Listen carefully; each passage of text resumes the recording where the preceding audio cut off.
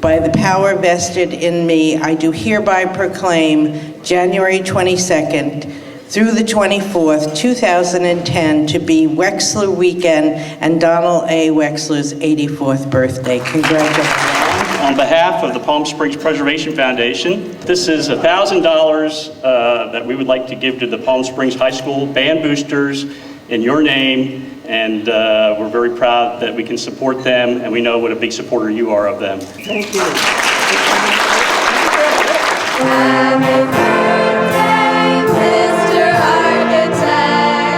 He's part of the community, you know, he just is integral to it. Your email address? Let me go with the Laura. Leave that Laura Valley. Huh? .com.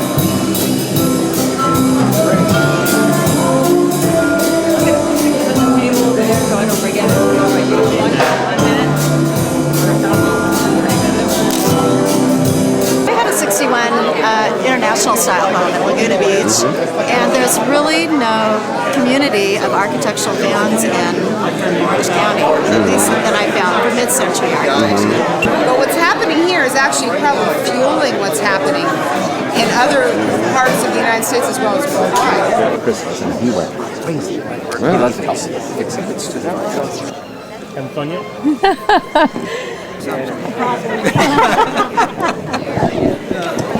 That's great. Hello, I'm Ron Marshall, the president of the Palm Springs Preservation Foundation, and welcome to the first event of Wexler Weekend. I really appreciated in the film the fact, whether it was the airport and Don going to the airlines and speaking with them, or talking to any of his various clients, that to me is the mark of a truly great architect. Be interested to hear Don talk sometime about the steel houses. As I understand it, he kind of thought, well, you know, they've had their day, they were pretty beat up, and it was kind of time to let them go. And then because of a couple of visionary people who saw what they were, they've come back now and they are, you know, iconic Palm Springs. I had heard about the steel homes before, and it was perfect timing, and I grabbed it and haven't looked back. With the steel construction, the homes are virtually indestructible. You never have to replace the roof. The paint job lasts forever. Maintenance is very, very minimal. It's a home, it's a hobby, it's a trophy, it's a toy. I just love it, and thank you, Don.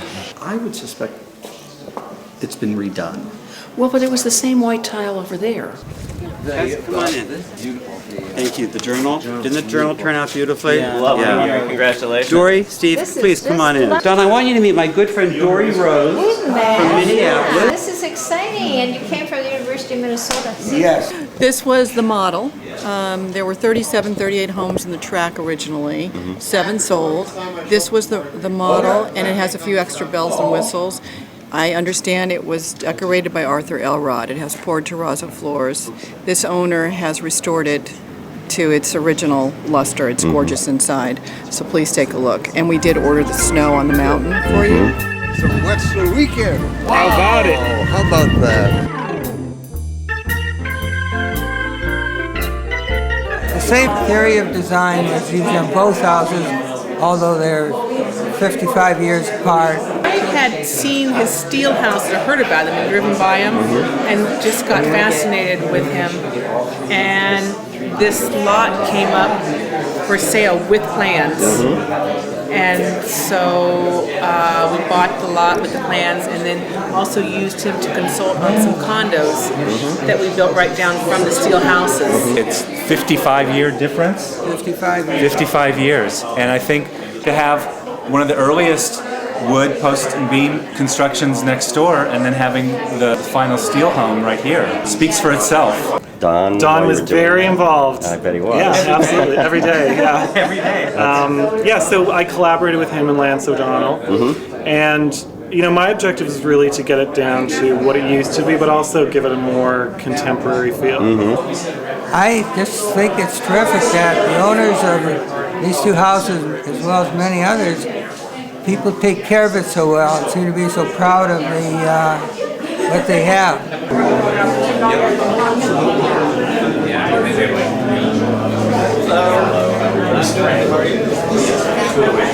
Great affinity, love sort of mid-century modern my whole life. I've always admired it and I always dreamt about having a home like this.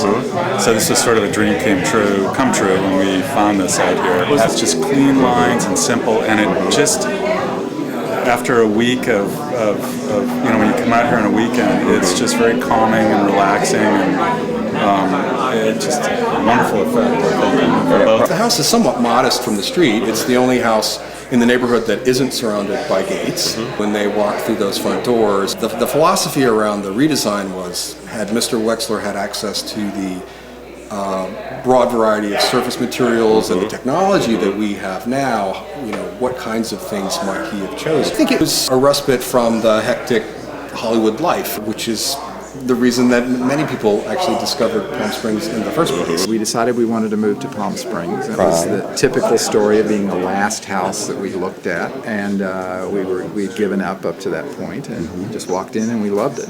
We used to come here to vacation, so we knew what we were getting into. And that was just after Palm Springs got rediscovered again, and it was right after Stuart Williams and Don and all those people were becoming, their work was becoming appreciated again. It took me 6 years to renovate this home. A lot of it was taking out items that didn't belong here, nearly 40 tons worth of debris. And working with Don, at least seeing him once a year during that process, he gave me pointers. He'd come out to the house or we'd have lunch together. That's the one criteria for finalizing the purchase, was that I would talk to Don about the house and get some history on it. There's a real love for his work, and it shows in the people who are buying it, who are working to try and make it, you know, Rancho Vista Estates. That's, I think, like the happening spot in Palm Springs right now. This was a subdivision done in the early 60s, 75 homes that Don and Rick Harrison designed, which has just been rediscovered. Most of them are in the original state. You know, it's sort of a pocket of houses, this neighborhood especially, of houses that are not as well known as some of the other named neighborhoods in Palm Springs. And so it's a little more unique, I think. It's a lot of them have been redone very nicely. Some are in the process of being done, and I can see that they're going to turn into great houses. We bought it sight unseen based on the photograph because I couldn't believe you could buy a house designed by an architect at the price that these were 10 years ago. And we moved out here and painted the front of it. It was originally beige and blue, and so we painted it white, and everybody thought we were totally insane. Who are these crazy people from Chicago? Crazy guys from Chicago, overpaid. And then from there, the neighborhood blossomed, and a lot of people started coming here and renovating, and the neighborhood is pretty much coming back to how it once was. What's going on here is almost the same that went on 10 or 12 years ago with the steel homes.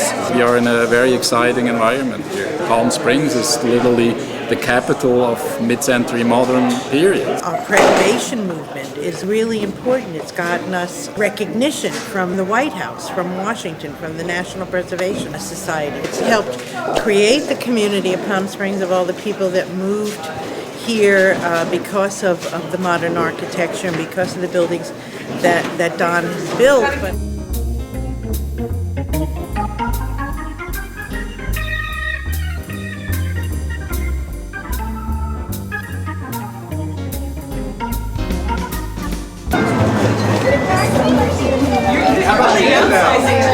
And they'll give you a bag. Okay. Oh, wonderful. You don't like that kind of water? You want flat? Flat. Okay. There's a good story there. Yeah. Well, this is the opening salvo. And we have Wexler Week next week. There you go. I love it. Dad, happy birthday. I hope that you have another 84 years. Happy birthday. Happy birthday, Donald. Happy birthday. Happy birthday, Don. Happy birthday, Don. Happy birthday, Don. Happy birthday, Don. Oh, just happy birthday, Don. Happy birthday. Happy birthday, Don. Happy birthday, Don. I love you. The big thing is, if you're going to build a house, make sure you're comfortable in it and you love it. Regardless of what anybody else says.